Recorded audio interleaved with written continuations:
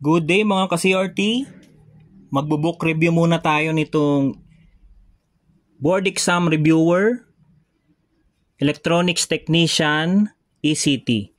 So ito yung ECT Blue Book ng Covalent Review and Training Center. So ito yung back, ito yung front. Okay, so the author is Engineer Joshua Bustamante Ancheta. So itong book na to, naglalaman to ng electronics, okay, communications, mathematics, ECE-LOS, and Philippine Electronics Code. Meron din tong multiple choice questions, problems with solutions, ito yung especially sa mathematics. Then, pass board exam. So check na natin yung loob. Okay, so ito yung mga unang page. Ito yung profile ng author. This is the table of contents. Part 1 is mathematics. Algebra 2, analytic geometry. Yun naman yung kailangan sa ECT board exam. Part 2 is about electrical and electronics engineering. Ito yung pinakamaraming laman ng book na to. Okay, hanggang dito yung content. Part 3 is, ito yung COMS, Electronic Systems and Technologies. Ayan, yung COMS. Part 4 is, ECE-related laws. Nandito yung RA 9292, other ECE-related laws, CPD law, and the Philippine Electronics Code. Summary lang naman. Or kinuha lang yung mga important details dito sa Philippine Electronics Code. Part 5 is about ECT practice exam.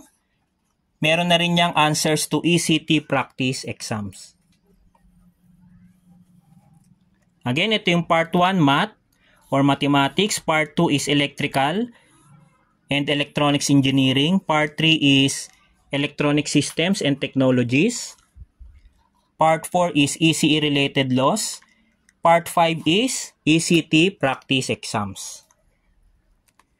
Okay, check natin yung loob. So, ayan yung mathematics, may concept, may formulas. So, hanggang dito yan sa analytic geometry. Then, after nung discussion ng concept and formulas, may mga sample problems. And followed by complete solutions.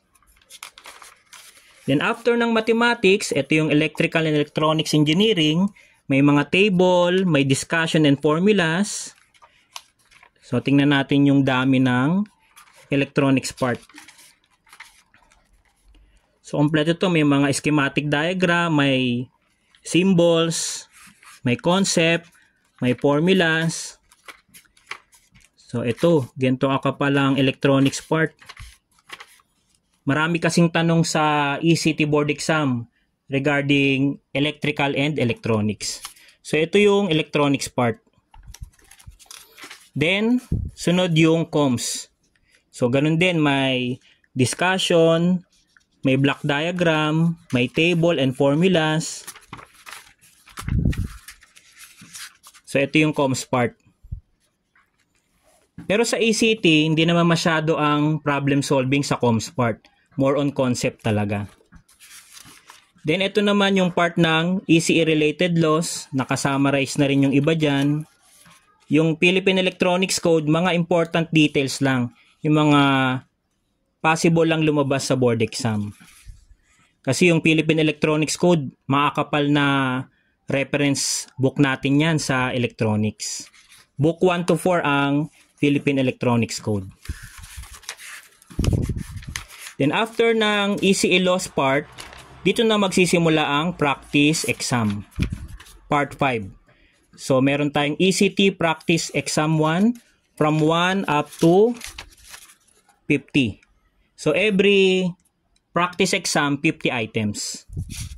Then, followed by another set, ECT Practice Exam Part 2. So, ilan bang part ang practice exam dito? Tingnan natin.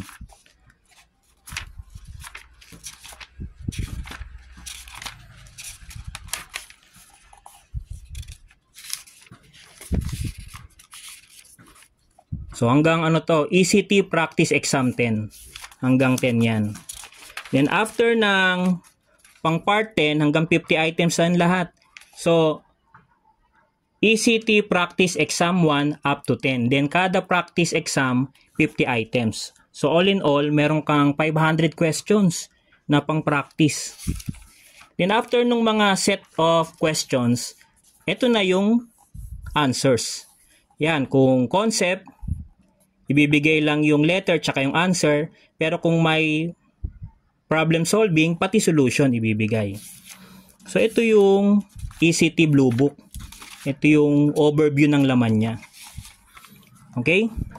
So, meron pa ritong additional practice exam. Pahabol. So, 100 items yan. Yung answer niyan, nandito sa likod. Alright? Yan lang ang quick review natin. Quick book review para dito sa ECT Blue Book.